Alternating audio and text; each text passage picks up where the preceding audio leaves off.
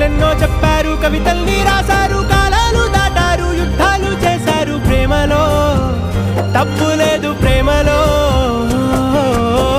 వేల వేల వెన్నెలంత నీదవాలి వెలుగునంత మోయమంటే నేను ఎంత రే.